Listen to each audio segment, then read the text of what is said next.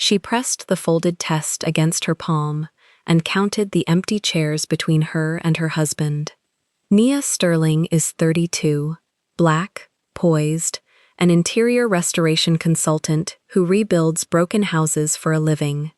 Tonight, she is seated at the far end of a Jung family table, corrected in a language she isn't meant to understand. Her husband is Jung Si-hyun, 38. They call him the Quiet One. A gray dragon climbs the left side of his neck, its head resting under his jaw. His watch is worth more than the house she grew up in. Nia carries a secret in her bag, a test, folded twice. A pregnancy the doctors swore was impossible, for a man declared infertile years ago. Across the table, his mother hears one word from the hallway. Pregnant. Her jade ring taps the phone in her hand. By morning, photographs arrive. Hotel doorways. Call logs. A man from Nia's past. Proof no one questions. Built by someone who cannot afford the truth. They agree to the test together. Not because they doubt each other, because the walls are already closing. But what Nia finds in a hospital record no one meant her to open. Before starting the story, comment down below where you are watching from and what time it is there. If stories of karma, love, and hidden truths move you, leave a like, be sure to subscribe to the channel, and click join to become a member and help our channel. The chair moved before Nia could sit in it. A housekeeper in a gray uniform slid it 3 places down the long table, past the seat Nia had been standing behind, and set it at the very end, near the corner where the candelabra didn't reach. She did it without looking up. She did it the way a person moves a plate that has been put in the wrong cabinet. Nia stood for 1 second too long. Then she walked the 3 places down and sat where the chair now was. 20 people watched her do it, and none of them stopped eating. At the head of the table, Jung Hae-ran lifted her spoon. The jade ring on her hand caught the light when she raised it. A green flash, and then it was gone. She said something in Korean to the woman beside her. The woman laughed, a small folded laugh, one hand at her mouth. Every face at that end of the table turned toward Nia for half a breath and then turned away, satisfied, like people confirming the weather. Nia set her clutch in her lap. She kept both hands over it. Down the table, past the roasted duck and the celadon bowls and the low forest of white orchids, Jung Si-hyun sat 2 seats from his mother. He wore the charcoal suit, no tie, the collar open 1 button. His eyes found Nia at the far end. Something moved in his jaw. He started to rise. Heir put 2 fingers on his forearm. She didn't look at him. She said 1 word, quiet, in Korean. He sat back down.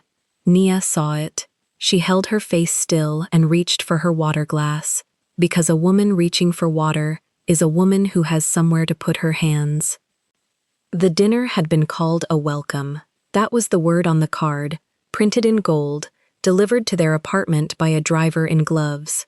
Welcome to the family. Nia had read it 4 times looking for the trap and hadn't found it, and now she understood the trap was the room itself. There was no line she could have read. The welcome was the seating. A server leaned in and filled her plate with something she hadn't chosen. She said thank you. He didn't answer. He was already gone, already pouring for the man on her left, an older cousin who had turned his shoulder toward her the moment she sat and kept it there. A wall of navy wool. She looked at the food. She picked up the correct fork. She had learned the forks.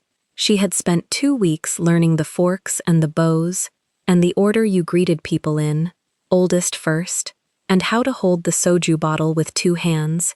And none of it mattered, because the game was not the forks.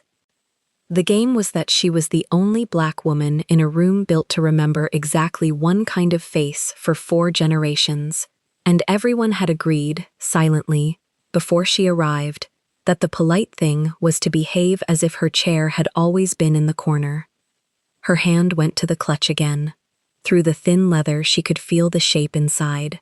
A folded strip, plastic and paper, no bigger than a stick of gum. She had taken the test that morning in the guest bathroom of their own apartment with the door locked, though there was no one to lock it against, and she had sat on the cold edge of the tub for 11 minutes because she couldn't make her legs carry her back to the sink to look. When she finally looked, she had put her fist against her mouth and made no sound at all. 2 lines. Dark, both of them. Not a shadow. Not a maybe. She hadn't told Sihon yet. She'd wanted the right hour. A quiet one. Not this. Not a table of strangers who were only strangers because they'd chosen to be. At the head of the table, Heir was speaking again. Longer now. An easy stream of Korean poured out over the duck and the flowers. Names, dates, something with numbers. A story. The table laughed at the right places. Nia understood none of it, and understood all of it. The language was a door, and the door was being held shut with a smile. She's telling them about the spring gala, a voice said, low, in English. Nia turned. Across from her, 1 seat up, a girl of maybe 19 leaned toward her plate, not toward Nia, moving her lips barely at all. A distant niece. Nia had shaken her hand at the entrance and forgotten the name in the panic of 30 introductions. The one where the ambassador came, the girl went on, eyes on her food. It's a good story. She tells it when she wants everyone relaxed. Why would she want them relaxed? Nia said, just as low. The girl's mouth twitched. Because the next thing she does is easier when everyone's laughing. Then the girl straightened, folded her hands, and became a polite blank again, because at the head of the table, Heir had stopped talking. The quiet arrived fast. 20 spoons went still. Heir set down her own spoon. She turned in her chair, slow, deliberate, and looked all the way down the length of the table to the corner. To Nia, it was the first time all evening the woman had looked at her directly, and the look was not cruel. That was the thing Nia would remember.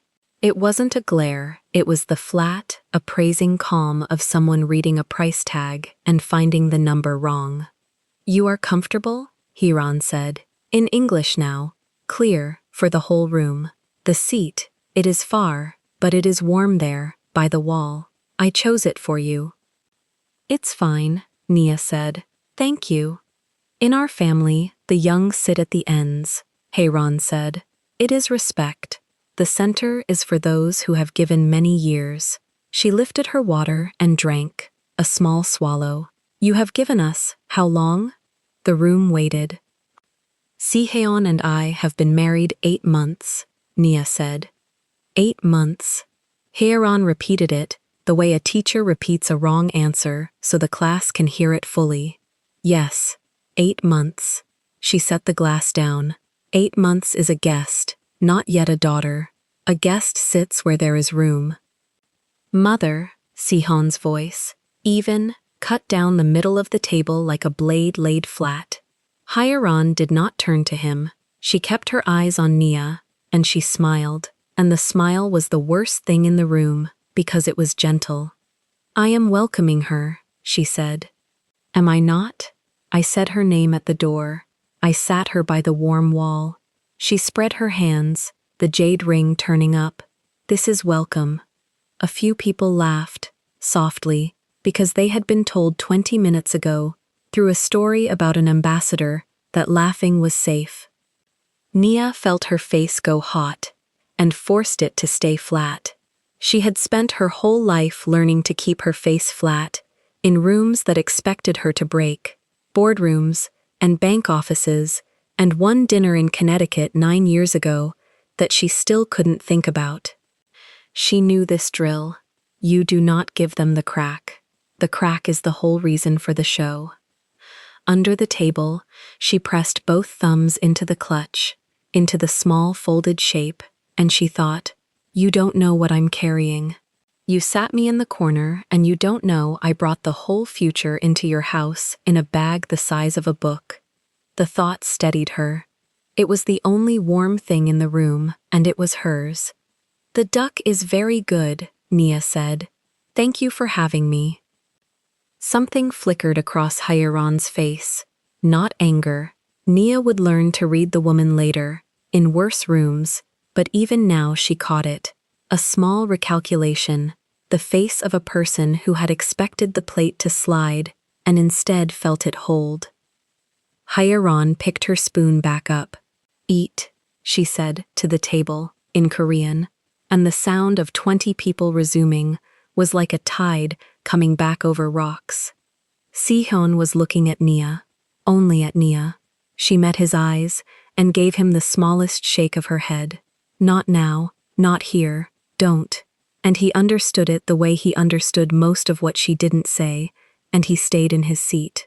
But his hand, resting on the white cloth, had closed into a loose fist, and the black steel watch on his wrist had turned so the face pointed down. The dinner went on for another hour. Nia ate what was put in front of her. She answered the 2 questions anyone asked her, both from the 19-year-old girl, both about nothing. She watched the room work. She watched how a family that owned buildings and boards and men in black suits by the doors could do all of its violence with a spoon and a seating chart and never once raise a voice. She learned, in that hour, the exact shape of what she had married into. Not the money. She'd known about the money. The money was almost boring. What she learned was the temperature, the way a house could be enormous and immaculate and full of people, and be, at its center, cold as a bank vault, cold in the way that costs a great deal to keep cold, and she learned what she had to protect. Because twice during that hour her hand drifted to the clutch, and both times the same thought came, and the second time it came with teeth. "They will do to my child what they are doing to me. This table, this corner, this warm seat by the wall that is an insult wearing the coat of a kindness. They will build one of these for the baby. They will sit my child at the end and call it respect. Not if I see them coming." Halfway through that hour, a server came around with the wine, a dark bottle wrapped in a white cloth, filling each glass without asking. When he reached Nia, she covered the rim with her palm. "None for me," she said. "Thank you." He hesitated, the bottle tilted, unsure whether refusing was allowed. From the head of the table, Heir watched the small standoff over the length of the cloth and the flowers. "She does not drink our wine," Heir said, to the woman beside her, in English this time, loud enough. "Interesting. I'm just not drinking tonight," Nia said. "Of course." Heir turned her glass by the stem, a slow quarter turn. "Everyone has a reason." She let the sentence sit there, open, the way you leave a trap open, and then she moved on to another cousin and another story, and the server took the bottle away, and Nia kept her palm over the empty glass a beat longer than she needed to. Across the table, the 19-year-old girl was watching her hand. "You should have let him pour it," the girl murmured, eyes down.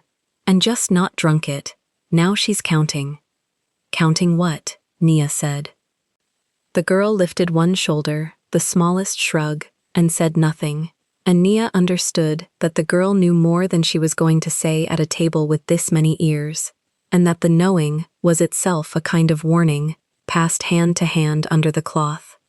Nia looked down the long room at Heir, at the silver in her low chignon, at the green ring turning and turning on her finger, and she felt the first cold thread of it, that in this house, a woman refusing a glass of wine was a fact, and facts were things this family collected and filed and used. She made herself pick up her fork. She made herself take another bite of food she couldn't taste. Under the table, her knee had started to bounce, once, and she stopped it with her hand. When the dessert plates came, small and pale and dusted with something gold, Heir rose. The whole table rose with her, a reflex, chairs scraping. Nia stood too. "Stay," Heir said, to the room, palm out. "Enjoy. I am old, I go up." She began to move along the far side of the table toward the doors, pausing at each older relative to touch a shoulder, say a soft word, receive a small bow. She reached the corner last. She stopped beside Nia's chair. Up close, she smelled of something dry and expensive, powder and cold flowers. Her eyes went over Nia's face, her earrings, the thin gold chain at her throat, the yellow dress with its tiny blue flowers.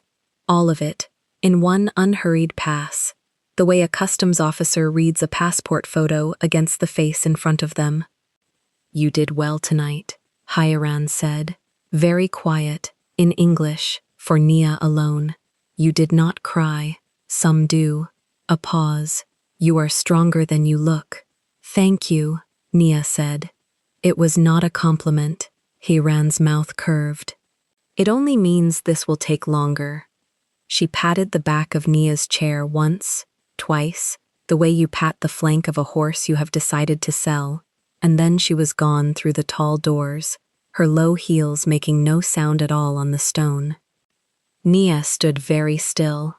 Down the table, Sihun came toward her, fast now, weaving past the standing relatives, and by the time he reached the corner, his hand was already at the small of her back. "We're going," he said. "We haven't done the... We're going." His voice was low and flat, and left no seam to argue through. Up close she could see it, the thing his mother had planted and watered all night, finally breaking the surface of his calm, a muscle jumping at the hinge of his jaw, once, twice. He took her clutch off the table to hand it to her, and for one blind half-second, she nearly grabbed for it, because of what was inside, because the folded strip was the one thing in the world she wasn't ready for anyone else to touch. He didn't open it. He just placed it in her hands and closed her fingers over it with both of his, and the warmth of that, his two hands over her two hands over the secret, went straight through her and undid something she'd been holding tight since the housekeeper first moved the chair. She almost told him then, right there, in the corner, under the candelabra that didn't reach, with the family pretending not to watch them leave. She didn't. She looked up at him instead and said, "Not here." He nodded, once, like a man agreeing to terms. They walked out together, past the men in black at the doors, into the cold, clean night, where a car already waited, with its engine running, and its headlights making two long white bars across the gravel. Behind them, the great house stood, lit in every window, gold and enormous, and full of people who had, in the space of one dinner, taught Nia everything she needed to know. She got into the car. She held the clutch in both hands the whole way down the drive. And somewhere above them, on the second floor, in a study lined with dark wood, a light was still on, and behind it, a woman sat with a phone in her hand and a number she had not dialed in 9 years, thinking, without any heat at all, that the girl in the corner had held her plate too well tonight, and that a plate that would not slide would have to be lifted off the table another way. The apartment door closed, and Nia stayed against it, her back to the wood, the clutch still in both hands. Sihon dropped his keys in the ceramic bowl on the console. He loosened one button he had already loosened. Then he turned and looked at her the way he looked at a room before he trusted it. "You went quiet in the car," he said. "I was thinking about my mother." "No," she pushed off the door. "About the morning." He waited. He was good at waiting.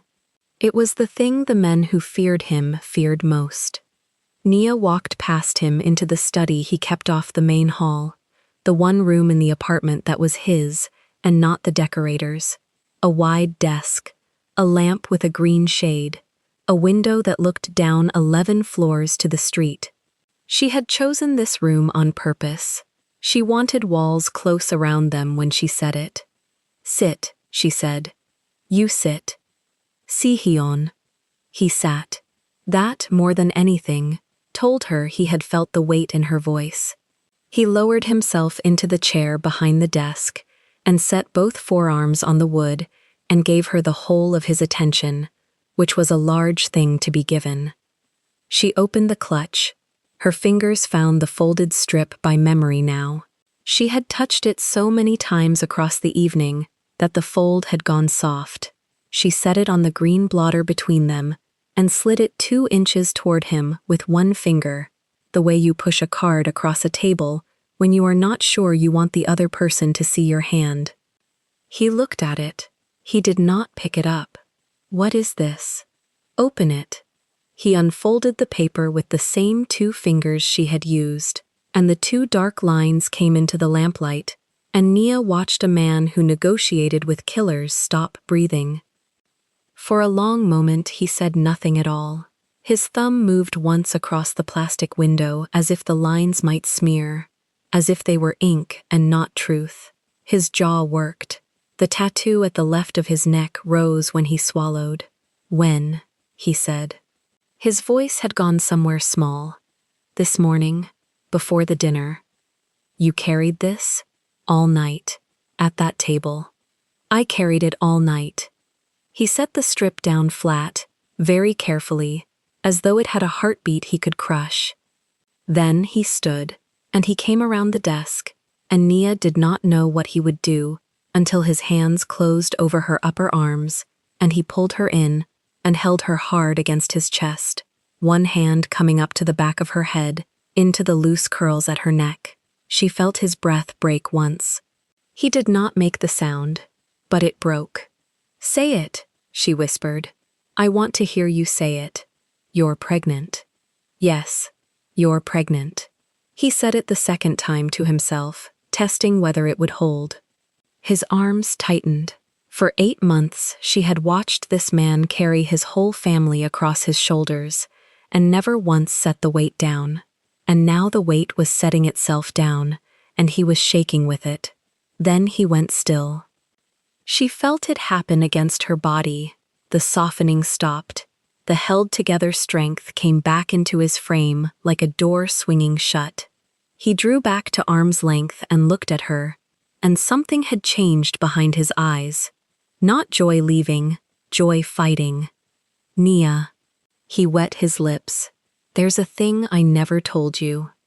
Tell me now. He walked to the window. He put a hand flat on the cold glass. Below, the street moved, small and gold and far away. 9 years ago I was sick, he said. Very sick. I don't talk about it. My mother made sure no one talked about it. He breathed on the glass and the fog of it bloomed and shrank. There was surgery. Afterward, the doctor told the family, that I would not have children, that whatever the illness had not taken, the surgery had. Nia stood very still. Which doctor? A family doctor, old man, retired now. He turned from the window. I believed it, Nia. For 9 years I believed it. When I married you, I told myself I was giving you a house and a name, and no child, and that I would spend my life making that enough. His hand came up, helpless, and dropped. And now you stand in my study, with 2 lines on a piece of plastic. You think it isn't yours? No. The word came out fast and hard, and it was the truth. She could see it was the truth. No, that is not what I think. He crossed the room and took her face in both hands. I think a man told my family a thing about my body 9 years ago, and I never asked to see the paper. I never asked one question. I was 29 and half dead, and my mother handled it, and I let her. His thumbs moved on her cheekbones. And now, I am looking at the first thing in 9 years that says that man was wrong. Or lying, Nia said. She had not planned to say it. It came out of the cold part of her, the part that had sat in the corner of a dinner table all evening counting exits. Si-Hyun's hands went still on her face. Why would he lie? I don't know your family, she said, but I sat at that table tonight, and I watched your mother decide what everyone at it was worth. She held his eyes. A woman who can seat me in a corner and call it respect, can tell a sick boy anything she wants and call it medicine. He let go of her. He did not step back, but his hands came down. She watched the thought move through him and land, and she watched him refuse it, because it was too large to pick up in one motion, and because it was his mother. "She loves this family," he said. It was not quite a defense. It was a man reaching for the last handhold. "I believe that," Nia said. "That's what frightens me." He stared at her. Then he laughed once, without any humor in it, and pressed the heel of his hand to his eyes. "God, listen to us. 10 minutes ago, I found out I'm going to be a father, and now we're—" He stopped. He took the strip off the desk again and looked at the 2 lines, and this time, at last, the fighting behind his eyes lost, and the plain thing under it came up. "A child," he said. "A child. Our child." "Yes." He pulled her in again, gentler now, and she let herself go soft against him for the first time all night, and for a moment the room held only the 2 of them, and the lamp and the small impossible fact on the desk. She could feel his heart. It was going fast. She had never once, in 8 months, felt it go fast. He held her a while longer, and she let him. Through the window the street kept moving, small and gold and far, and she measured her own breathing against his, until his slowed. When he spoke again, his voice had come partway back from the small place it had gone. "I want to buy something," he said. "Tonight. Right now. I don't know what. A thing for a child." He gave a short breath that was almost a laugh at himself. "There's nothing open. I know there's nothing open." "There's nothing open," she agreed. "Tomorrow, then. Tomorrow." "I'll be no good at any of it," he said. "I've never held a child in my life. My family does not hand children to the men. You'll learn. I'll learn." He said it the way he said things he meant to build. Then the warmth left his face by a degree, the way a tide goes out, and the other thing came back into it. The thing that had made him stop against her body a minute ago. She knew what it was before he opened his mouth, because it was the same thought sitting cold in her. "We don't tell anyone," he said into her hair. "Not yet. Not your mother. Especially not my mother." He drew back. "Not until you've seen your own doctor. A doctor who has never heard the name Jung. I want it clean. I want it yours." He held her by the shoulders. "Whatever was done 9 years ago, I want to know it without her in the room. Do you understand me? I understand you. Say you'll wait. I'll wait." He believed her. That was the thing about Sihan. When he decided to trust, he trusted all the way, and it made him easy to lie to, and she had never once wanted to, and she did not want to now, but she was already thinking past him. She was thinking about a corner of a table. She was thinking about a woman who counted. The corridor outside the study ran 40 feet to the private elevator, carpeted, quiet, lined with the tall lacquered cabinets Sihan's decorator had chosen, and Sihan had never looked at twice. Hieron stood at the far end of it. She had come up herself. She had told her driver to wait in the lobby, and she had used the key her son did not know she still carried, the one cut in the first month of their marriage, against exactly this kind of night, and she had let herself into the apartment while their voices were low behind the study door, and she had crossed the entrance hall on her soft dark heels that made no sound on any floor in any house she had ever entered. She had not meant to hear anything. That was what she would have said, if there had been anyone to say it to. She had come only to leave a thing, a note, a card, some small correction of the evening, a mother's right. She had a jade and gold weight of purpose, and no plan. Then, through the door, in her son's voice, thin as she had never heard it, "You're pregnant." Hieron stopped in the middle of the corridor. She did not move for a long time. A woman in a photograph would have looked the same as the woman standing there, the same straight spine, the same folded hands, the same closed mouth.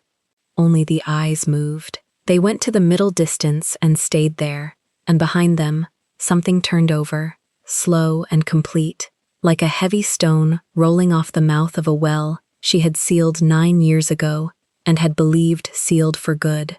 Pregnant. She heard, muffled, the rest of it. A child, our child, the low, broken warmth in her son's voice that she had not heard from him since he was a boy, since before the sickness, since before she had done the necessary thing and taught him to fold that warmth away where it could not be used against him. She heard him say, "Not until you've seen your own doctor," a doctor who has never heard the name Jung, and there it was, the stone all the way off the well. She had been so careful. 9 years of care. A retired man in a house in Gangneung with a garden he could not have afforded on a pension. A file with the right letterhead and the right signature and the right cold sentence about what the surgery had taken. A son who had never asked to read it because she had wept in front of him exactly once, at exactly the right moment, and grief closes a young man's eyes better than any lock. She had done it for the family. She told herself that on the stairs of this building, the way she had told herself for 9 years. The girl he had wanted then, the American girl, the one from the dinner in Connecticut, the one with the same dark skin and the same steady eyes as the woman behind that door now. That girl would have put a child into this bloodline that the old men would never accept, and the empire her husband had bled to build would have cracked down the middle over a christening. She had not been able to forbid the marriage, so she had made the marriage barren. She had reached into her son's body with a doctor's pen and taken the one thing that could ruin them, and she had let her son grieve it, and she had told herself grief was cheaper than ruin. And now, behind a lacquered door in a building with her son's name on the deed, 2 dark lines on a strip of plastic were telling her that the pen had not been enough. Heir turned. She walked back down the corridor the way she had come, and her heels made no sound, and her face did not change. In the elevator, she looked at her own reflection in the brushed steel and adjusted the jade ring on her finger a quarter turn, the way she did before a board meeting, before a negotiation, before anything that would require her to be exactly herself and nothing softer. In the lobby, the driver rose. She did not look at him. In the car, she took the phone from her bag and held it in her lap with both hands. The screen dark, the city sliding gold across the glass beside her. She did not dial at once. She sat with it the way she had sat at the head of the table all evening, patient, upright, counting. There was a number in the phone she had not called in 9 years. She had kept it the way you keep a key to a house you have burned, out of a discipline that would not let her throw anything useful away. The man who answered it did not do medicine anymore. He did other things. He had done other things for her husband before her, and he had done this one thing for her, and she had paid him, and told herself each payment was the last. The child could not be born a Jung. That was the whole of it, clean as a line in a ledger. Not this child. Not with that face waiting in it. She had stopped it once with a lie, and it had come back alive, and a lie would not hold a second time against a birth certificate and a grown man's love. So it would not be a lie this time. It would be a girl who could not be trusted, a girl with a past, a girl who had married a rich, sick man and then, when the years went by and no heir came, had gone and found her heir somewhere else and carried it home to pin the name on. The old men would believe that before they would believe 2 lines on plastic. The old men wanted to believe it. They had been waiting 8 months for a reason. Heir's thumb moved. The screen woke. The city slid by, and somewhere 11 floors up her son was holding a strip of paper against the light as if it were the sun, and she began to scroll, slowly, with the calm of a woman who has done a terrible thing once, and found that the second time asks nothing of you at all, until she reached the name with no letters after it, only a number, and she stopped. She looked at it for the length of one long breath. Then she pressed her thumb to it and lifted the phone to her ear and watched the gold go past the window and waited for a voice she had not heard in 9 years to say her name. The voice on the other end said her name the way a man says a debt he hoped had been forgiven. Heir let it hang. Then she told him what she needed, and it was not what he expected, and she heard him go quiet, in the particular way of a man recalculating his own safety. She did not raise her volume. She never had to. By the time the car reached the second bridge, she had a name, a price, and a promise of photographs by morning. She ended the call and set the phone face down on the seat. Outside, the city slid by in gold and black. Inside, she began to build the story she would tell, not the true one, which could bury her, but the useful one, which could bury the girl instead. 3 days later, it began to arrive. It came first to a cousin. Not to Sihon, never to Sihon directly. Heir understood that a thing planted in a man's own hand is a thing he examines, and a thing whispered around him is a thing he chases. So the first envelope went to the wife of the eldest cousin, a woman who collected other people's shame the way some women collect porcelain. Inside were 2 photographs, a hotel corridor, a black man, tall, laughing, one hand on a door, and half a step behind him, caught mid-turn, a woman in a pale coat whose face was angled just enough, whose build was close enough, whose hair could have been anyone's under that light. The cousin's wife looked at them for a long time. Then she made a phone call of her own. By evening, the photographs had passed through 4 hands, and each hand had added a sentence, and by the time the story reached the far end of the family, it was no longer 2 ambiguous frames. It was a fact. The American had a man. The American had always had a man. The child was proof of nothing except who she really was. Nia learned it the way you learn the ground has opened, by the sudden absence of everyone who used to stand near you. She noticed it at the market first. A woman from the family's circle, someone who had once pressed both hands over Nia's and called her lucky, turned a full aisle away rather than meet her. Then the calls stopped. Then a lunch, arranged weeks earlier, dissolved into a text of 2 lines and no apology. She told herself it was the pregnancy talking, the way early weeks bend the world crooked. She was wrong, and part of her already knew it. The photographs reached Sihon on a Thursday. Han Do-jin brought them. He did it the only honest way he knew, which was flatly, in the study, with the door shut. He laid the envelope on the desk and stepped back to the wall and waited, hands folded, eyes on the middle distance, giving his boss the privacy of not being watched. Sihon opened it. He looked at the first photograph, then the second. His thumb moved once across the glossy surface, slow, as if the gesture could smear the image into sense. "Where?" he said. "Circulating. 3 days, maybe 4. It reached the family before it reached you." Do-jin paused. "That was arranged." Sihyeon set the photographs down, squared them to the edge of the desk with 2 fingers, and did not pick them up again. "That's not her," he said. "I know. But, you know, I looked at the metadata. I looked at the man." Do-jin's voice stayed level. "The man is real. The woman is angle and coat. Whoever built this wanted her guilty more than they wanted her in it." Sihon rose. He crossed to the window, the wide one, the one that showed the river he had bought a view of and never once watched. Behind him, the 2 frames lay on the desk, like a hand of cards someone else had dealt. "Find the man," he said. That night, he told Nia himself. He did not show her the photographs first. He sat her down at their own table, poured her water because she would not drink anything else now, and put the envelope between them face down. "Something's moving through the family," he said. "About you. I need you to see it before you hear it."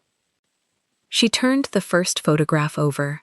She looked at it for 3 seconds. Then she laughed. One short, disbelieving sound with no floor under it. "That's a hotel in Boston," she said. He went still. "You know it." "I know the carpet. I know the man." She slid the photo an inch toward him with one finger, the way she'd once slid a pregnancy test across a green blotter. "That's Devon." The name meant nothing to him yet. She watched it land as nothing, and understood she would have to hand him her whole past to make him safe in it. "Devon Pruitt," she said. "We were together 6 years ago. It ended 6 years ago. That photo," she tapped it once, "is from a fundraiser, 2 years ago. I was there for work. He was there for work. We stood in a corridor for 90 seconds because the ballroom was too loud to hear a client." She looked up. Somebody kept that photo 2 years. Somebody kept it for exactly this. She kept going, because stopping felt like leaving a gap someone could fill. "He teaches now. Middle school, outside Boston. He's married. His wife sent us a card when we—" She stopped. "You can call him." "Tonight. I'll dial it myself and hand you the phone." Sihan did not ask if it was true. That was the thing she would remember later, in the worst of it, that he did not ask. "I don't need to call him," he said. "You should, for the family." So there's a voice, not just my word. The family isn't owed your ex-boyfriend's voice. He turned the photograph face down without looking at it again. They're owed nothing. That's the mistake we keep making, answering them piece by piece, as if the pieces were the argument. "Who has a photo of you for 2 years?" he said instead. It was not a question either. It was the sound of a man arriving at a name he did not want to say. Neither of them said it. The name sat in the room anyway, in the shape of a jade ring and a chignon and a seat at the end of a table. The second wave came within the week, and it was smarter. Not photographs this time, records. A printed call log, appearing in the family's cloud of gossip as if it had leaked from somewhere official. Nia's number and Devon's number. A column of dates, a column of durations. 6 calls, late hours. The kind of grid that means nothing and looks like everything. Then a screenshot. A message thread, cropped. Her words, real words she had actually typed, but sheared from the sentences that gave them shape. "I miss it," with the rest of the line gone. The rest of the line had been, "I miss it," the old apartment, before everything got complicated, sent to a college friend about a city, not a man. Cropped, it was a confession. Cropped, it was a knife.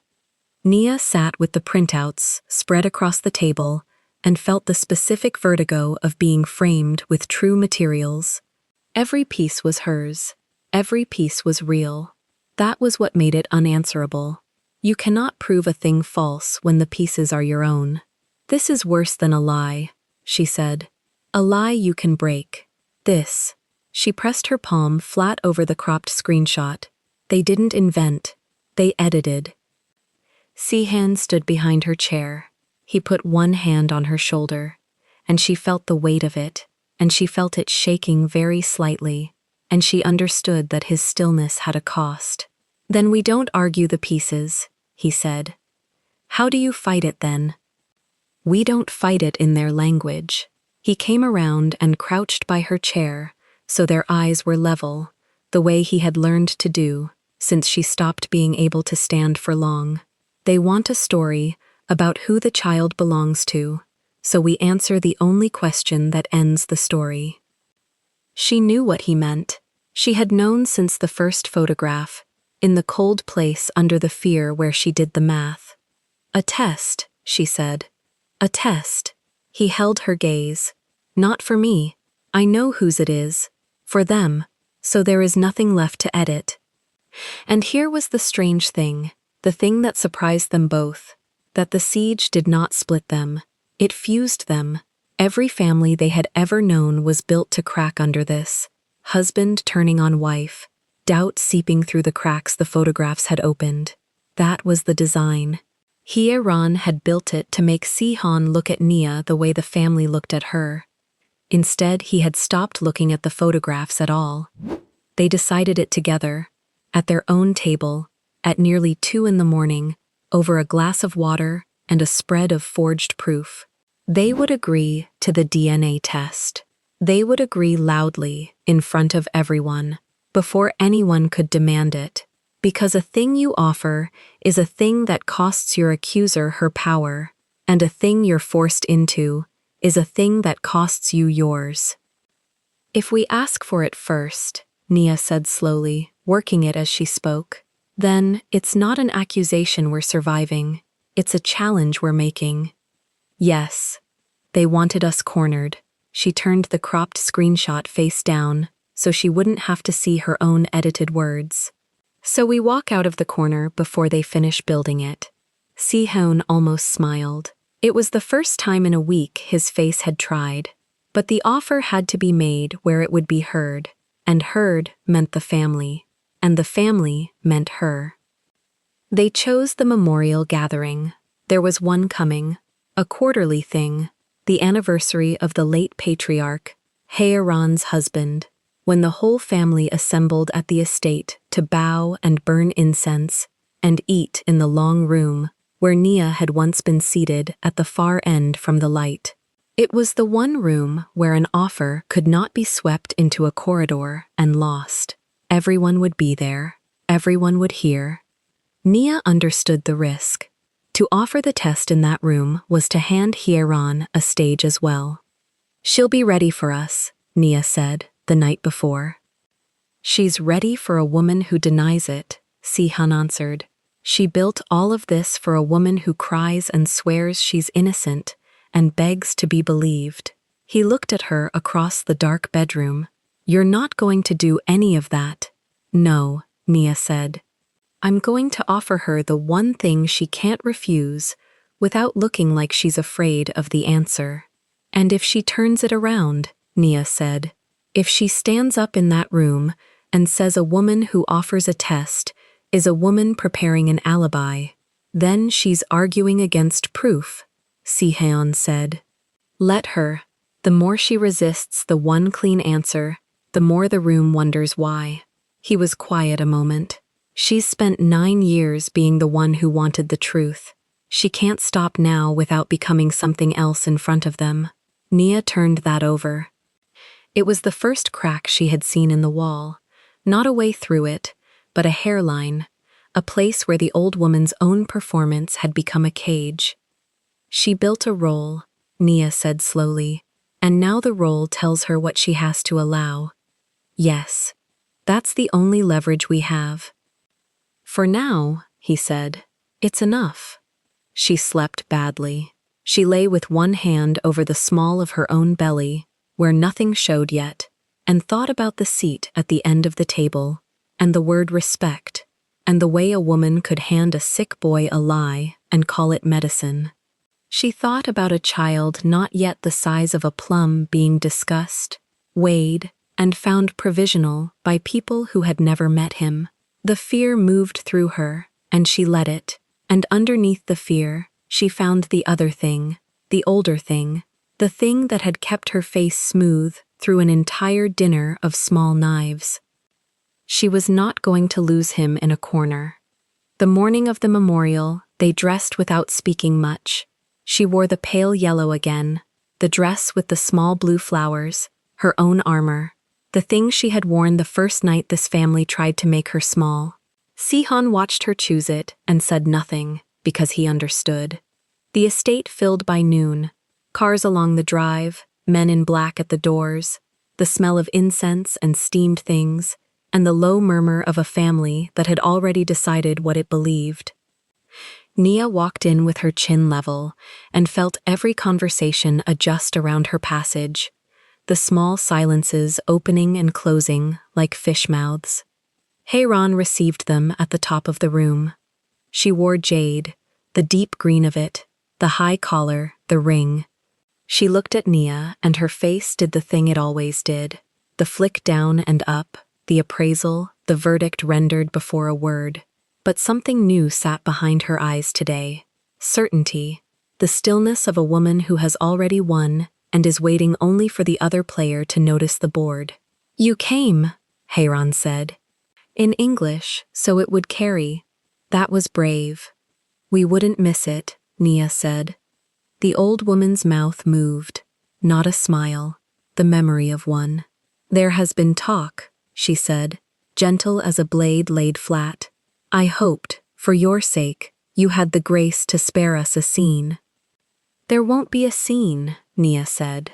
And Sihan stepped forward, into the center of the room, where the cousins and the aunts and the eldest men could all see him, where a voice, thrown even softly, would reach the far wall, and he made the offer before his mother could set another piece. "There's been a question about my wife," he said, calm, carrying, "about the child. I'm told the family has doubts." He let it settle. "So we'll answer it. A test. Whatever lab you choose, whatever doctor you trust, not mine, yours. We'll do it in the open. And when it's done, no one in this room ever raises it again." The room did not breathe. Nia watched Heiran's face, and for 1/2 second, before the mask sealed back over it, she saw the thing she had come to see. Not triumph, not fear either. Calculation. Fast, cold, private. The look of a woman who had built a trap for a lie and just watched the truth walk in and offer to open the box itself. Because the test would say the child was Si-Hyun's. Of course it would. Heiran had never doubted the child. That had never been the point. The point was the other thing the test could not touch. The thing waiting on the far side of the result. In the medical file no one had opened in 9 years. And for the first time since the phone call in the car, Nia watched her mother-in-law understand that answering one question was going to force open another. Heiran folded her hands. The jade ring caught the light. "Of course," she said, smooth as ever, only her eyes gone somewhere far ahead. "If it will settle the family's mind." She turned the ring a quarter turn on her finger. "We should all want the truth." "We do," Si-Hyun said. Across the long room, near a column of gray stone, a boy of 12 stood in a miniature gray blazer and watched the adults with round, careful eyes, and no one noticed him at all. The swab was in a courier's van, somewhere between Cheongdam and a lab, and Heiran had already called the family back to the long room. She called it a gathering to decide how the result will be shared. That was the phrase in the message the elder cousin read aloud to Nia in the courtyard, smiling as if it were a kindness. A gathering, 4 days after the test, before a single number existed. Nia understood at once. Heiran did not want to wait for the letter. Waiting handed the room to chemistry, and chemistry could not be trusted to say what she needed, so she had built a meeting to stand in front of the result, whatever it turned out to be. Nia came in the yellow dress. She'd laid out the ivory blazer that morning and put it back on the hanger. The blazer was for a fight she chose. This was still Heiran's room, Heiran's staging, and Nia refused to change her skin for it. Yellow, the small blue flowers, the same low heels. Let the room watch her arrive as herself. Si-Hyun met her on the stone steps. He covered her hand with both of his. "You don't have to sit through this," he said. "She built it so I'd stay away. I'll stay." His jaw shifted. He didn't argue.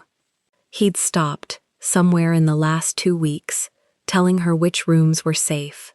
She had walked into every one of them and come out standing, and he had learned to walk beside her instead of ahead.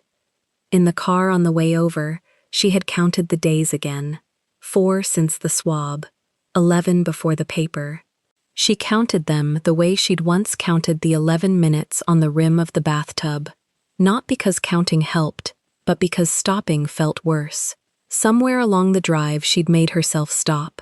The number in the van would be what it would be. What frightened her was not the number. It was a woman who had called a meeting to stand in front of one. The long room had been arranged into a loose arc of chairs near the head, fewer than at the memorial, and the family settled into them the way water finds a low place. The cousin's wife who'd received the first envelope, the elder cousin, two gray uncles who had once been introduced to Nia as though she were a lamp. Han Do-jin stood against the far wall in black, hands folded, watching the doors instead of the people. Heir waited at the head of the arc in deep jade, the large ring on her hand. "The clinic will send a courier when the paper is ready," she told the room, in English, for the theater of it. "The question in front of us is not what the paper says. The question is, what this family does with a marriage that has already brought photographs to our door." "There were no photographs from anyone in this room," Si-hyun said, crossing to stand beside Nia's chair. "I did not say there were." Heir turned the reasonable hand palm up. "I say a woman came into our name, and trouble followed. I ask only that we think, before a number decides for us." "A number can't decide anything you haven't already decided," Nia said. The room's attention swung toward her, that slow turn of 6 recalculating faces. Heir regarded her a long moment. "You speak more now," she said. "At the dinner you were quiet. I preferred the quiet. It was easier to believe you had nothing to hide." "I have nothing to hide. That's why I gave the swab first." "Clever." Heir almost smiled. Still not a compliment. The elder cousin cleared his throat, uneasy, and reached for the tea no one had poured. The cousin's wife kept her eyes on the pattern in the carpet. Nia read the room without turning her head. Not one of them met her gaze, and not one of them met Heir's either. They had come to be told what to think, and the two women in front of them had not yet finished deciding it for them. Si-hyun set his hand on the back of Nia's chair. "We agreed. Test, result, silence after. You gave your word about the photographs. And I have kept it. Not one envelope since." Heir rose, unhurried, smoothing the jade down her hip. "But I am not required to hand my family's future to a stranger because a machine will print a number. Say it comes back what you want it to say. Say the child is yours to the last decimal. Then we will still be sitting here with a question the machine cannot answer." "What question?" Si-hyun said, flat. His mother did not answer him. Instead, she turned, not out of the room, only away from the arc, toward the tall windows at the far end, where the light was better and the audience would have to follow her voice to keep it. It was a performer's instinct, and it worked. Both uncles half rose and drifted after her, drawn by the lowering of her voice, the sense that the real conversation was migrating to the window and leaving the wife behind. That was the moment the shape of the room changed, though no one in the arc understood it yet. Because near the windows, half swallowed by the gray stone column that split the far end, a boy of 12 stood in his miniature gray blazer, Woo Jing. He'd been there the whole time, in the way children are there, folded into the furniture, counted by no one, trained since he could walk not to move when the grown ones spoke. He had heard every word. He did not know the politics. He only felt the room turning cold. And behind that same column, 3 steps into the shadow it threw, Si-hyun had followed his mother's drift.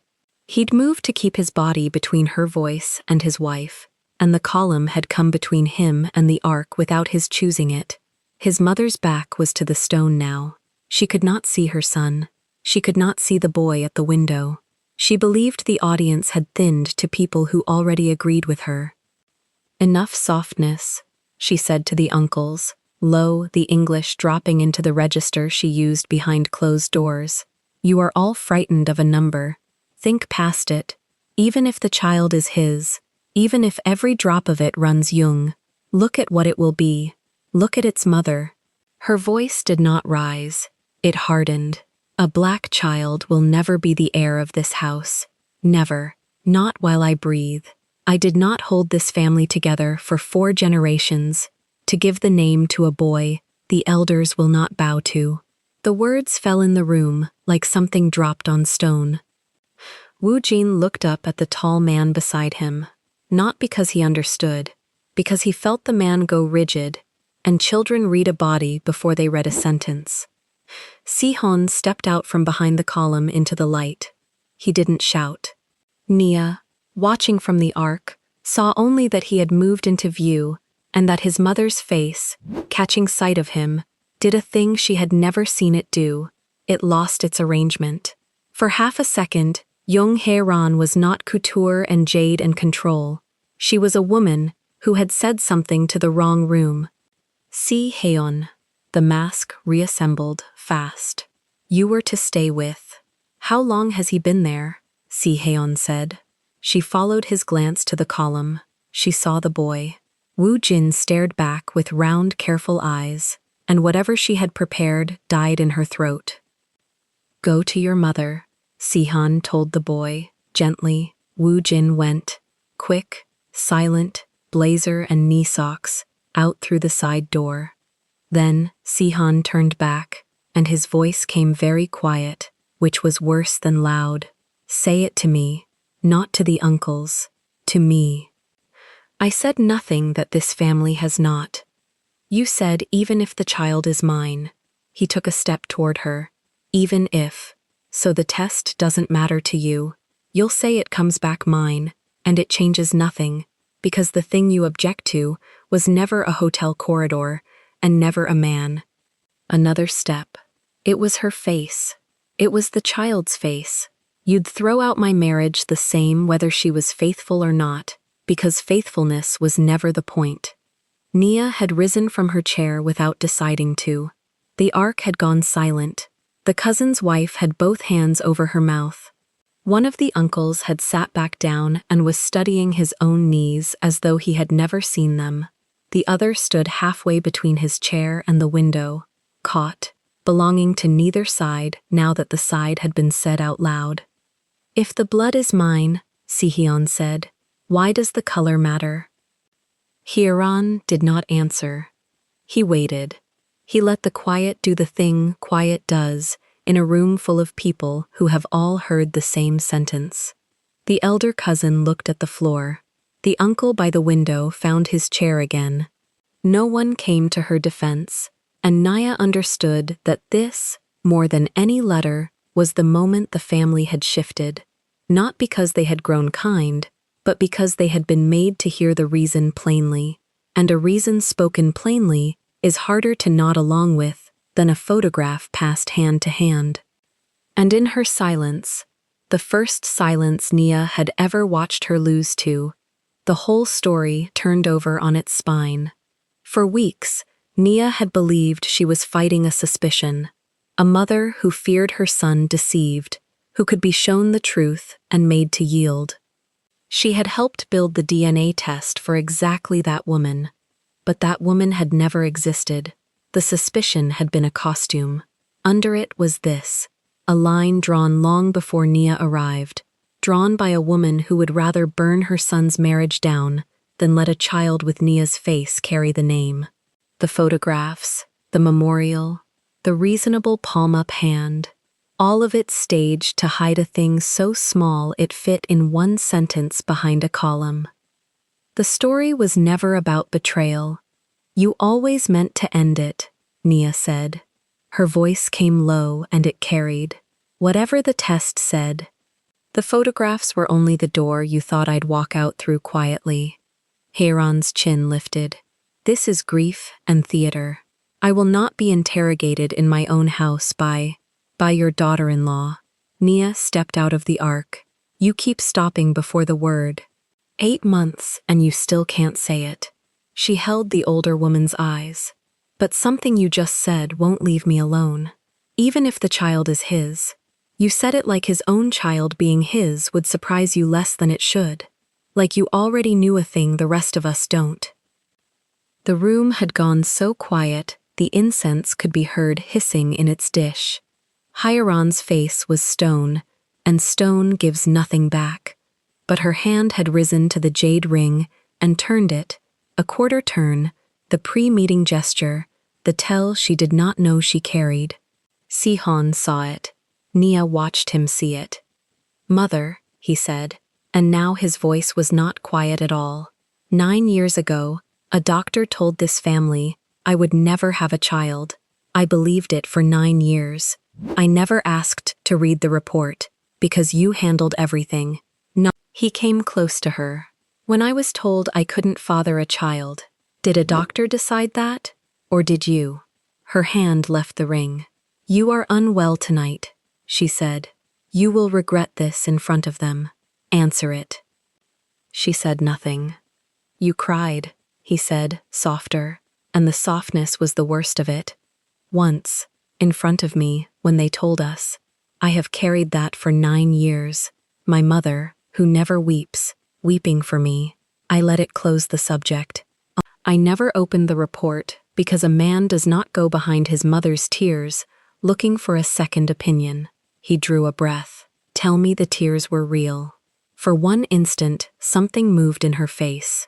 Not shame, Nia thought, but the effort of holding a shape that had held for 9 years and was beginning to cost her.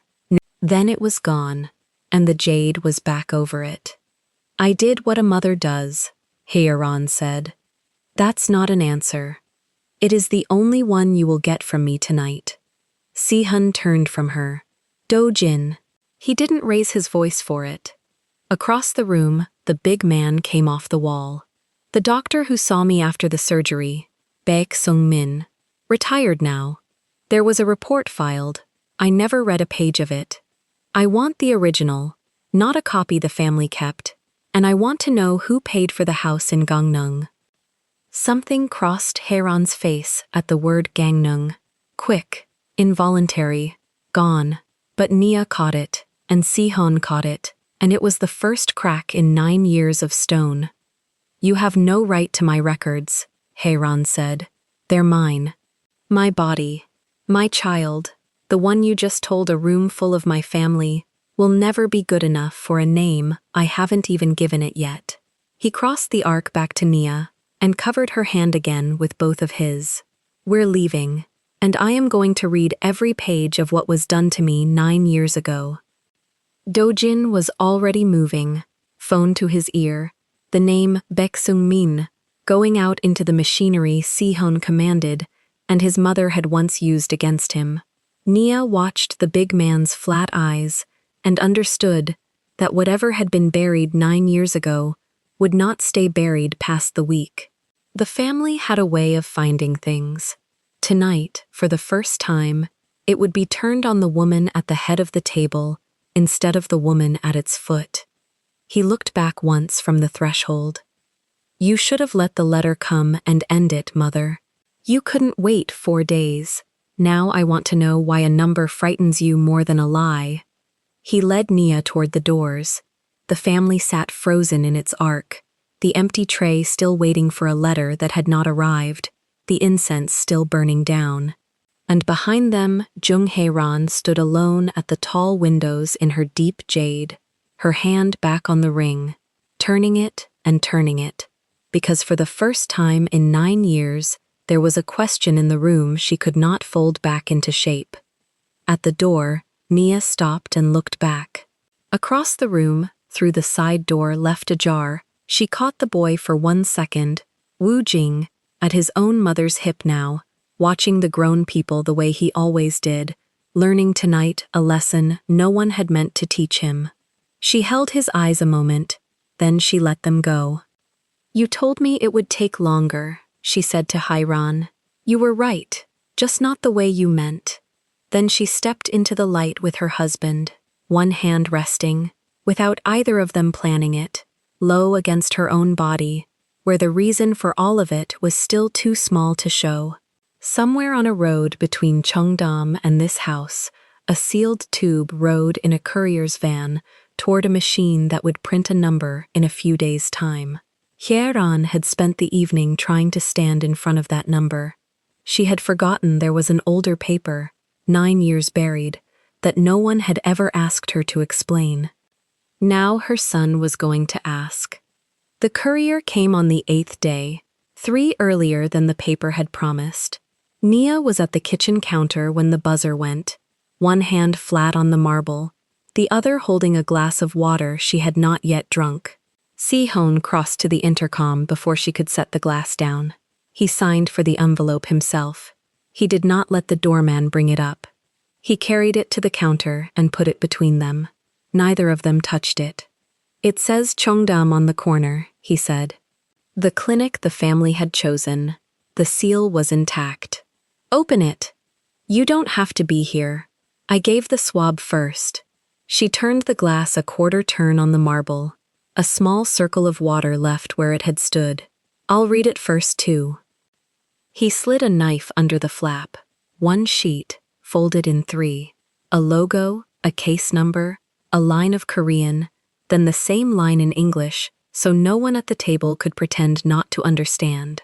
Probability of paternity, 99.99%. Below it, a name, his. Nia read it twice. She had promised herself she would feel something. Relief, maybe, the way you feel the floor come up under a foot that has been reaching for a step in the dark. She waited for it. It didn't come. What came instead was the memory of her mother-in-law's voice near the window. "Even if the child is his." She already knew, Nia said. Si-Hoon looked up from the page. "She said it 4 nights ago, standing at your window. Even if the child is his." Nia put her finger on the number, on the 4 nines. This doesn't surprise her. This was never her question. He set the paper down slowly. The way a man sets down something he has just understood is heavier than it looks. By noon, the family knew. That was Hyeron's work, not theirs. She had asked for the result to come to the estate as well as the apartment, and she had opened her copy at the long table with the cousin's wife beside her and 2 of the gray uncles across, so that the reading of it became a scene she directed rather than a fact she received. Nia heard how it went from the sister-in-law who had once whispered to her at the welcome dinner, the girl who was 19 and still noticed things. The girl called that afternoon, voice low, a door closing somewhere behind her. She read it out loud, the girl said. All of it. The number, Uncle's name. "Good," Nia said. "Then it's done." "No." A breath. She read it, and then she put it down, and she said, "So, now we know what kind of woman we are dealing with." Nia stood very still in the middle of her own living room. She said a man who was told 9 years ago he could never have children does not suddenly have one, the girl went on, the words coming faster, as if she needed to be rid of them. She said someone arranged this. She said the photos were the truth of your character, and the baby is the proof of your patience. She's telling them you're the schemer, that you found a broken man with a name and a fortune, and you got yourself a child however you had to, and now the machine says the child is his, and that only makes it worse, because it means you're clever, and a clever woman in a family like this is the most dangerous thing there is. The line hummed. Nia realized she was holding the phone hard enough that her fingers had gone pale at the knuckle. "They believe her," the girl said, not a question. "Some of them." The uncles nodded. Nia thanked her and hung up and stood there and understood, fully, for the first time, the shape of the trap. She had walked into this house, braced for one accusation. She had beaten it. She had offered the test and taken it first, and made the family choose the truth in daylight, and the truth had come back with her husband's name on it, and it had changed nothing, because her mother-in-law had already built a second room behind the first one. If Nia had betrayed him, she was a whore. If she had not, and the man was still barren, then the child was a miracle no one wanted, and Nia was the woman who had manufactured it. Every door led to the same small, dark place. The number that should have freed her had been turned, in one afternoon at a long table, into the strongest evidence against her. She did not cry. She had promised the woman she would not cry, months ago, and it had become a discipline that outlived the reason for it. Si-Hoon came home before dark, and she told him what the girl had said, all of it, plainly, the way you report a thing rather than perform it. He listened, standing up. When she finished, he went to the window, the one his mother had stood at, and looked at the city. She's saying I couldn't have, he said. So you must have found a way. Yes. Which means the doctor. 9 years ago. He turned. She has to keep the doctor true.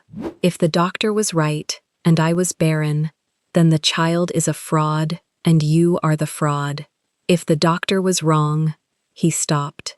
Then the fraud was 9 years ago, Nia said. And it wasn't mine. They looked at each other across the room. Neither of them said the rest. The rest was that Heir had spent one afternoon making sure the family reached the first conclusion so hard and so fast that no one would ever turn to look at the second. The next days were the worst Nia had had. Not loud. The family did not shout at her. That was not how they hurt people. They simply closed, one door at a time, quietly, the way the cold had closed around a woman walking home without a coat. The cousin's wife returned a set of lacquer bowls that had been a wedding gift, with a note that said only that they belonged with the family. A lunch was moved, and Nia was not told the new time. A cousin she had liked, a young architect who had once talked to her for an hour about a building in Busan, passed her in the marble lobby of the estate on some errand, and looked at a point just past her shoulder and kept walking. The cruelty of it was in how ordinary it looked from outside. A message left unread, a seat filled before she arrived, a conversation that changed subject when she stepped into the room and changed back when she left it. She had a name for this now, a name she had earned at a long table on her first night. They called it respect. They sat you at the edge and called it respect, and if you flinched, they said, "See, she cannot take our ways," and if you did not flinch, they said, "See, how cold she is, how calculating." There was no face you could wear that the story did not fit. Heir had written a woman that no evidence could reach, and then sat back to watch the family read her. Nia felt the child move for the first time that week. A small turn, low, at 3 in the morning, while Si-hyun slept, and the city went on burning under the window. She lay with her hand on it in the dark and did not wake him. She thought, "They are deciding your worth in a room you will never be shown, and they have already voted." And then she thought, more slowly, "The way you pick up a tool, not while I am still in the building." She went to the estate once that week, because Si-hyun had a thing to sign there and asked her to come, and she would not let him learn to leave her home. She wore the ivory blazer this time, not the yellow dress. She had left the yellow dress in the closet on purpose. The yellow dress was for a fight she chose. This was not a fight. This was a room she had to cross. Heir was at the head of the long table when they came in deep jade, the ring on her hand. She did not rise. 2 of the uncles were there, and the cousin's wife, and a lawyer Nia had not met, a small, dry man with a folder. "You came in the pale one," Heir said, looking at the blazer. "That's new. It's a working color." "Is that what this is?" Heir turned a page in front of her without reading it. "Work." Si-hyun crossed to the table. "The result was clear, Mother. You read it yourself." "I read a number." She said it the way she had once said, "Everyone has a reason. A number tells you whose blood. It does not tell you how the blood arrived." She lifted her eyes to Nia, and there was nothing hot in them, nothing you could name and fight. There was only a cold arithmetic that had already finished. "My son was told, at 29, by a doctor this family trusted for 40 years, that he would never father a child. He believed it. I believed it. We grieved it. And then he brings home a woman with a past that arrives at our door in photographs, and within a year there is a child, and the child is his to the last decimal, and I am asked to call this a blessing." She folded her hands. "I have lived too long to call a locked door that opens by itself a blessing." Someone had a key. The word key sat in the room. Nia held it and turned it over, and did not let her face move, because Heir did not know what she had just said, did not know that a copy of the apartment key hung on a ring in a drawer at this very house, made in the first month of the marriage. Nia filed it. She had learned to file things in this family. "You're saying I did something to a diagnosis I never saw," Nia said. "A diagnosis from 9 years ago, when I was living in another country and had never heard your son's name." "I'm saying," Heir answered, "that a clever woman does not need to have been in the room. She only needs to find a man who has already been lied to and use the lie." She smiled, and it was worse than a frown. "You're very clever. I told you that once. It still isn't a compliment." The lawyer opened his folder then. He slid a single page toward Sihan across the polished wood. Nia could not read it from where she stood, but she saw Sihan's jaw set as he scanned it. "What is this?" he said. "A prudent measure," Heir said. "Given the questions around the marriage, the family's council advises that the child's claim to the name, to the trusts, to any position in the companies, be held in review until the questions are answered. It changes nothing today. It only means the door stays closed until we are certain who opened it." Sihan read it once more and set it down on the table without signing anything. "You want to put my child under review," he said, "before it's born. I want to protect 4 generations from a woman we do not understand." "You understand her better than you'll say." Something crossed Heiran's face. Quick, gone. She turned the ring a quarter of a turn on her finger. Nia saw it. Sihan saw it. Neither of them said it, because naming the tell out loud was the one thing that would teach her to stop making it. They left without signing. In the car, Nia sat with her hands folded over the small rise of her belly, which showed now if you knew to look, and watched the estate fall away behind them down the long drive. "She has the uncles," she said. "For now. She has the story. The story is cleaner than ours. Hers is 1 sentence. Ours is 9 years long." Sihyun didn't answer for a while. The city came up around the car, lit, indifferent. "Dojin found the doctor," he said finally. "Baek Sung-min. He's alive. Gangnung. There's a garden." Nia turned her head. "A garden," she said. "Too expensive for a pension." Dojin's words, almost. He looked at her. "He's going up there, to the house, to ask the man to his face what he wrote, and whether he wrote it."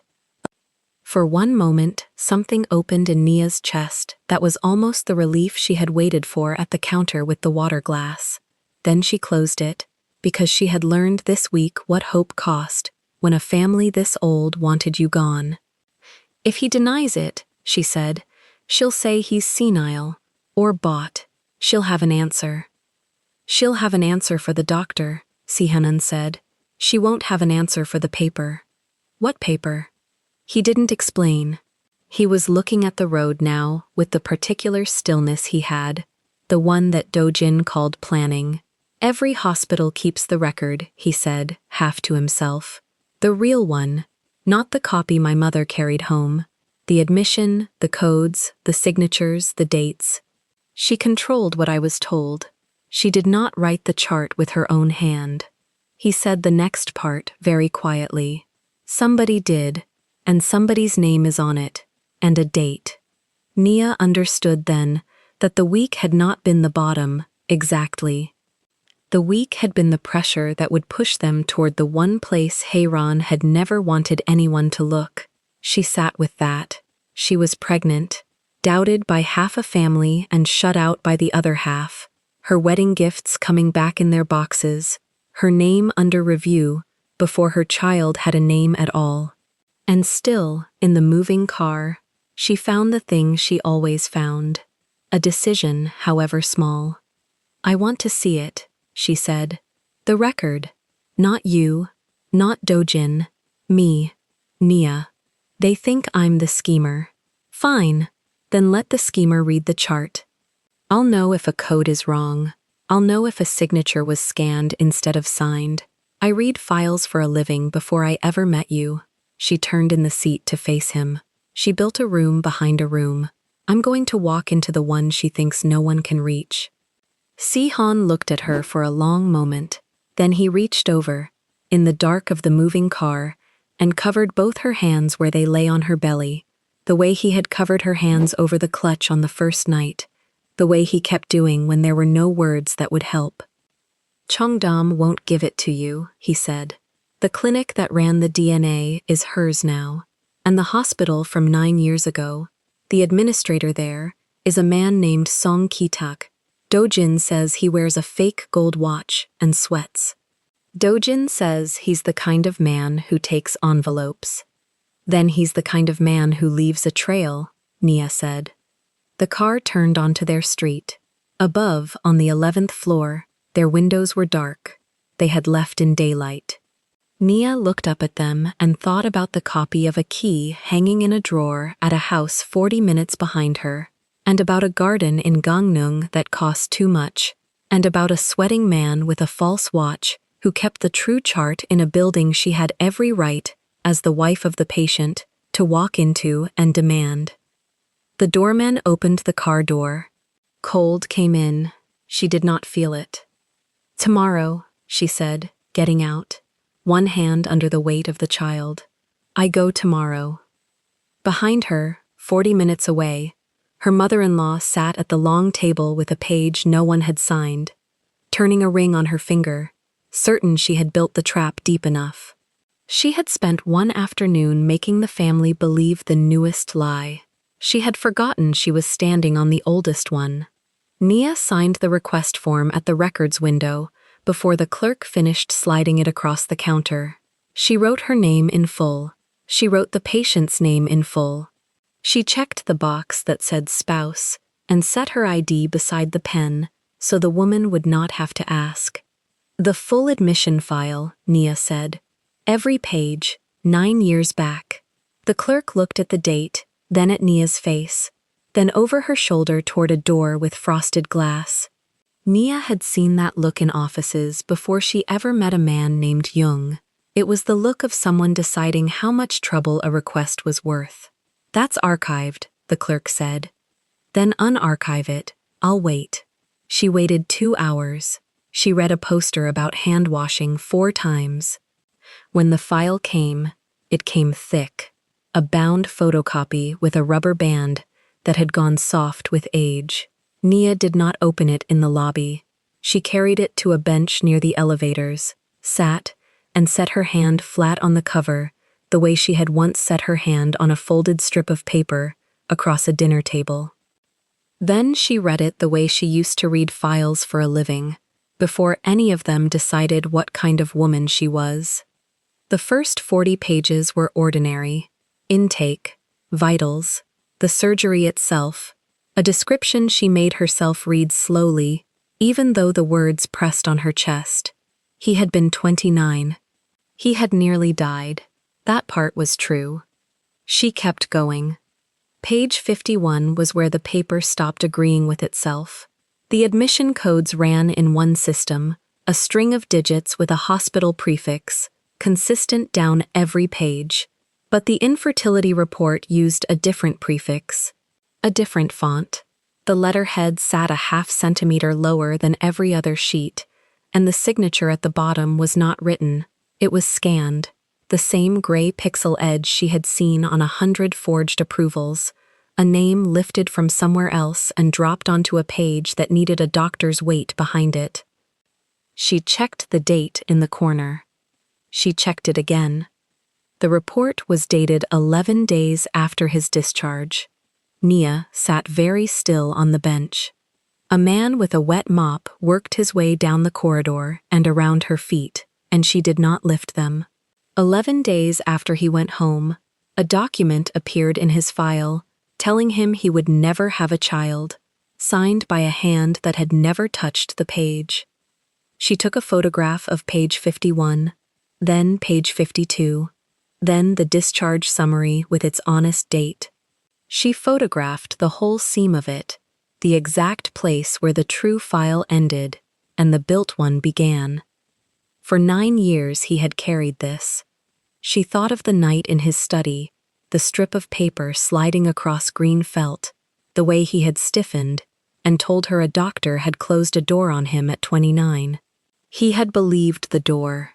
He had built a life around the door being real, and a woman in jade had installed the lock herself, 11 days too late for it to be anything but a choice. Nia flattened her palm on the page. The baby turned under her ribs, once, as if to remind her whose it was. She thought about the poster on the wall telling her to wash her hands, and about how clean everyone in that family kept theirs, and she stopped counting the ways a person could dress a lie in a doctor's letterhead. Her phone buzzed against her palm. Si-hyun. Dojin's in Gangneung, he said. He's at Bakes Gate. Stay on, Nia said. I have something. Han Dojin stood in a garden that cost more than the house behind it. He had counted the stone lanterns on the walk up. He had priced the maple. A retired doctor's pension did not buy a maple like that, and Dojin had said as much through the intercom, which was why the old man had come to the gate instead of pretending to be out. Dr. Baek Sung-min was smaller than his file suggested. Cardigan, house slippers, hands spotted with age and shaking a little at the knuckle. He did not invite Dojin in.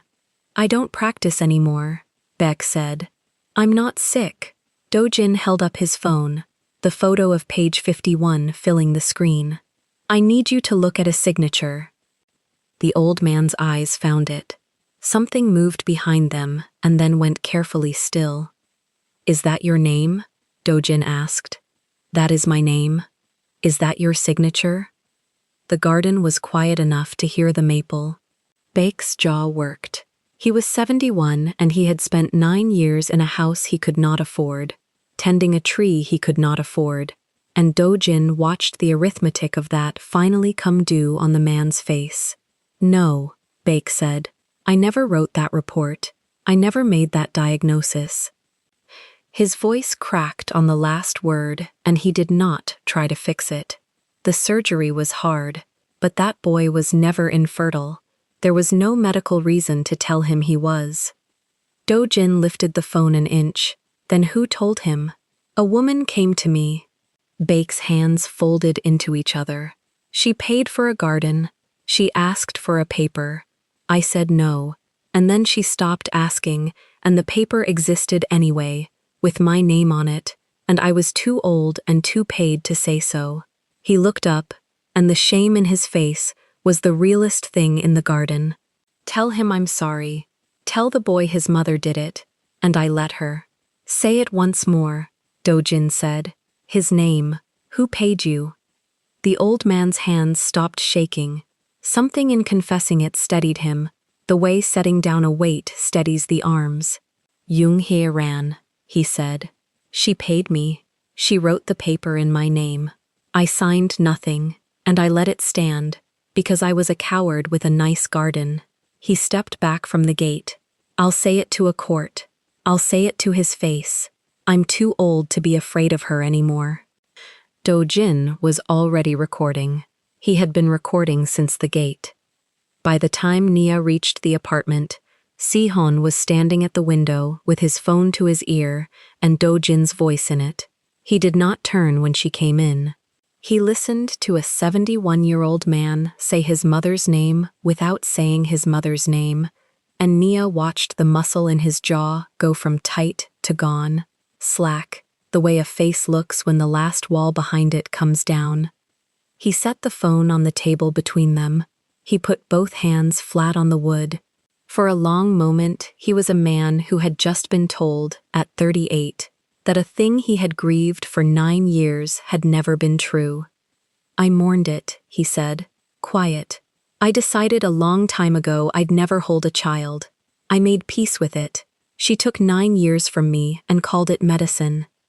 She took more than that. Nia set the file on the table and opened it to the seam. Look at the date. He looked. 11 days after you went home, she said. She didn't do it while you were sick. She waited until you were safe, and then she did it. Nia touched the honest discharge sheet, then the forged report beside it. The lie has a birthday, Si-hyun, and it's after the day you told her you were going to marry me. He understood before she finished. She watched him arrive at it, the thing the public had known for 6 parts and he had not. Not a doctor's mistake, not old grief, a decision made in a specific week, for a specific reason, wearing his face. His phone lit again. Dojin. Payments, Dojin said. 3 of them. Your mother's holding company to a construction account that built a garden in Gangneung. Same company to a man named Song Ki-tak, hospital administrator, took it in cash spread over 4 months. And a third, smaller, to a records clerk who left the hospital 8 years ago with enough to open a noodle shop. A pause. Song's the one who let the report into the file. The clerk's the hand that inserted it. 11 days after discharge. It's all time-stamped. Send me everything, Si-hyun said. The recording, the transfers, all of it.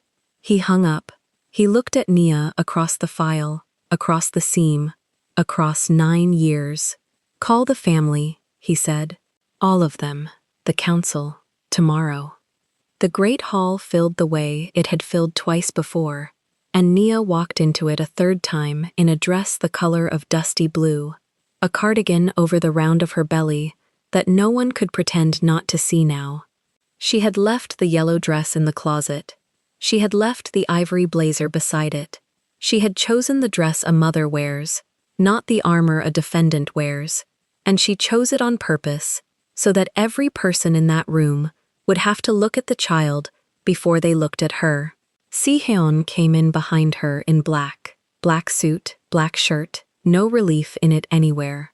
The uncles saw the color and went quiet. Han Do-jin stood at the doors in his own black and did not move from them. Hye-ran sat at the head in deep jade, the ring on her hand. She had prepared for a trial.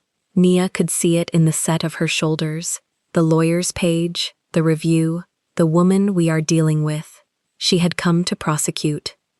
You called us, Hye-ran said. How brave. Si-hyun did not sit.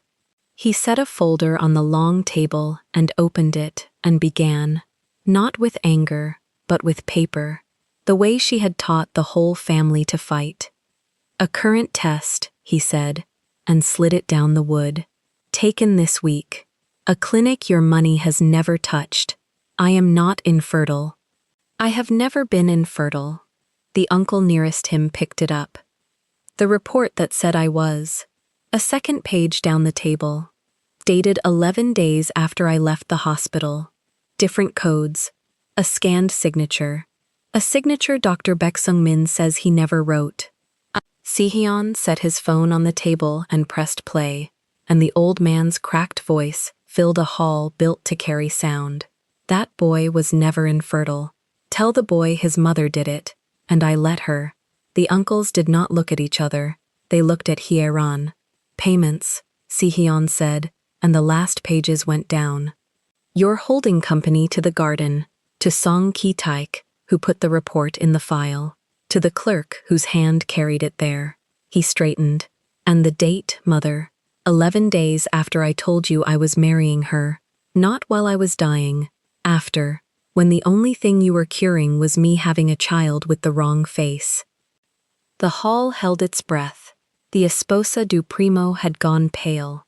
Woo Jin stood near the stone column where he had stood before, and this time, every adult in the room had already forgotten to send him away. Hye-ran set both hands on the table. She looked at the pages, and then she did the thing Nia had not expected. She did not deny it. Yes, she said. The word landed like a dropped plate. For 4 generations this family has known who it is. Her voice did not shake. It was worse that it did not shake.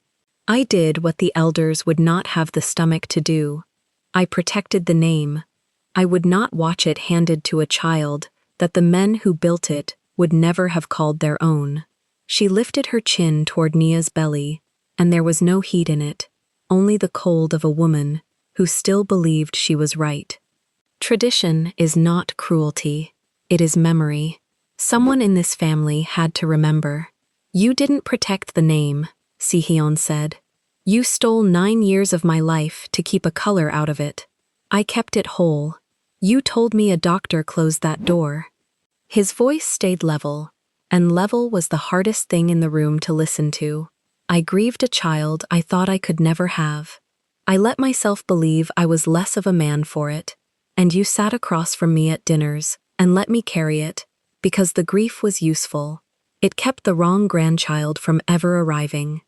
He set his knuckles on the table. Was there ever a single day you were going to tell me the truth? Hieron's mouth thinned. There was never a truth that helped this family. There was a truth that was mine. You kept it small. He closed the folder. And now you'll watch how large it can be without you. He turned to the room, to the uncles, the cousin, the lawyer who had brought a page and now held nothing. As of today, my mother holds no access to the companies, no signature, no seat, no voice in what this family decides. He said it evenly, the way you read a result you already know. She kept the name by making my son impossible. She does not get to keep the name. No one in the arc of chairs stood to defend her. The uncles who had nodded at a golpista's story a week ago studied their own hands. The cousin's wife who had returned the lacquer bowls did not meet Nia's eyes. Power in that hall moved the way water moves when a dam is pulled, all at once and only in one direction. Heir turned the jade ring a quarter turn on her finger.